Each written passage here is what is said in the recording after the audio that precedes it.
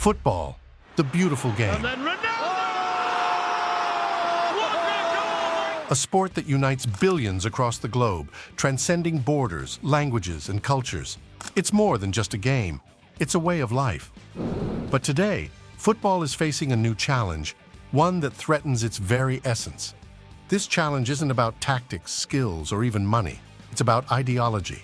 The woke agenda is creeping into football, and its impact is being felt from the grassroots to the global stage. But is this movement helping the sport or destroying it? Before we go around the world, it is crucial to start with some really strange woke behavior inside and outside the field. For instance, the decision to replace man of the match with player of the match is an example of political correctness creeping into sports. Traditional terms that have been used for decades are now being erased in the name of inclusivity, even when no one was truly offended. While the change aims to be more gender-neutral, many see it as unnecessary meddling with the language of the game, driven by the growing influence of woke ideology rather than any genuine need for reform. Introducing mandatory water breaks when temperatures exceed 30 degrees Celsius is yet another example of woke overreach in sports. For generations, athletes have played through intense heat without needing enforced stoppages, relying on their own conditioning and common sense to stay hydrated. Now, governing bodies are stepping in to micromanage the game under the guise of player welfare, despite the fact that professional athletes are more than capable of handling extreme conditions. This move caters to a growing culture of overprotection, where toughness and endurance are being sidelined in favor of unnecessary interventions. Footballers cutting holes in their socks is yet another example of the modern game's obsession with comfort over tradition. In the past, players toughed it out without modifying their kits, but now, even something as simple as socks is being altered in the name of performance optimization. This trend reflects the wider woke shift in football, where toughness is being replaced with personal preferences and special accommodations.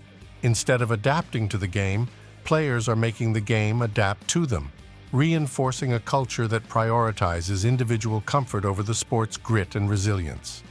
Now let's travel where it all seemed to be started, in the USA, with the Black Lives Matter movement. In 2020, following the death of George Floyd, footballers across the world began taking the knee before matches. This gesture, intended to protest racial injustice, quickly became a symbol of solidarity. But as time passed, what began as a powerful statement became a divisive issue. Critics argue that the woke agenda has turned football into a political battleground, alienating fans and overshadowing the sport itself. Megan Rapinoe has become a symbol of the woke movement in sports, using her platform to push progressive politics as much as her performances on the field. From kneeling during the national anthem to advocating for equal pay and LGBTQ+ rights, she has been at the forefront of activism in women's football. While some praise her for using her influence to promote social change, others see her as a divisive figure who prioritizes political statements over the game itself. Her outspoken nature and willingness to challenge traditional norms have made her a polarizing figure, embodying the broader cultural shift toward activism-driven sports. Unfortunately, football has always been political. In Europe, clubs and fans have long used the sport to express their identities, beliefs, and even rebellions. From the fierce rivalry between Real Madrid and FC Barcelona, which reflects Spain's political divide, to the religious tensions between Celtic and Rangers in Scotland, football has been a mirror of society. But now, the woke agenda is attempting to sanitize the game, imposing a one-size-fits-all approach that ignores the unique histories and cultures of football communities. Take Germany, for example. Here, football has become almost too polite, stripped of the raw energy and passion that once made the sport an emotional battleground. Any display of national pride, be it waving a flag too enthusiastically or singing the anthem with too much fervor, is often met with suspicion as if it borders on extremism. The fear of being labeled as nationalist has led to an atmosphere where fans tread carefully, their voices subdued, their celebrations measured.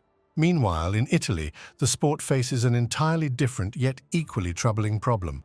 racist incidents continue to plague the game, with certain sections of the fan base unabashedly engaging in disgusting behavior, making monkey noises at black players, throwing bananas onto the pitch, and chanting slurs with impunity. These actions tarnish the sport's reputation and make stadiums hostile environments for both players and spectators, and what has been the so-called woke response. Instead of targeting the root causes of these issues, educating fans, enforcing meaningful consequences, and dismantling deep-seated prejudices, the response has often been a series of blanket policies and broad sanctions.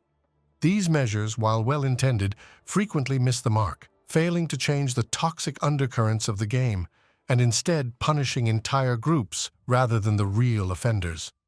In the Netherlands, football fans have long been known for their provocative and often heated chants, pushing the boundaries of rivalry and tradition. Ajax Amsterdam, a club with strong Jewish roots, has seen its identity intertwined with the nickname Jews, a term that many of its fans and players have embraced over the years.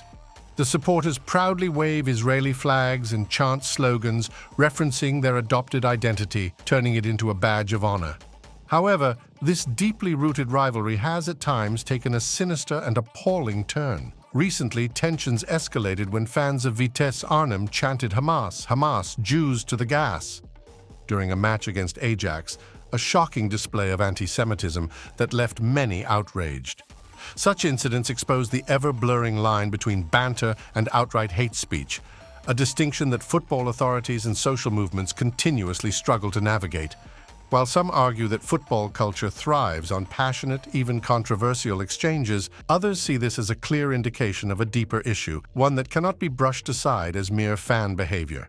The so-called woke response to these issues, however, often fails to strike the right balance. Blanket restrictions, performative punishments, and broad policies aimed at curbing offensive speech may be well-intended, but they frequently miss the underlying issues, failing to educate, reform, or hold the real offenders accountable in any meaningful way.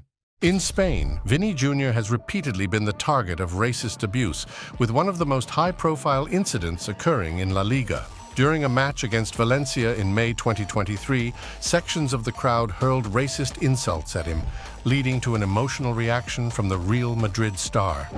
The incident sparked global outrage, with Vini Jr. calling out the league's failure to tackle racism effectively.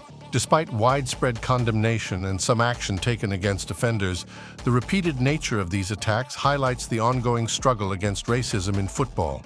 Vini has since become a vocal advocate for change, demanding stronger measures to protect black players from discrimination on and off the pitch. Then there's Poland, a country with a proud football tradition and an even prouder history. When the Polish national team refused to take the knee before a match against England, they made headlines. Their reasoning? Poland has no history of colonialism. In fact, it was colonized and oppressed for over a century. As former star goalkeeper Jan Tomaszewski put it, "In our history, we had no reason to. Why should we do it now?" The Poles also recalled the story of Maria Kwasniewska, a Polish athlete who refused to give the Nazi salute during the 1936 Berlin Olympics. Her defiance was a powerful act of resistance, one that resonates with Poland's spirit of independence. Today, Polish football fans continue to champion freedom, often disregarding restrictions to support their teams. The Polish team's decision sparked a wave of support across Europe. On social media, fans praised their courage, with one tweet quipping, "The Poles kneel only before God or when they get engaged." But the incident also raised a bigger question.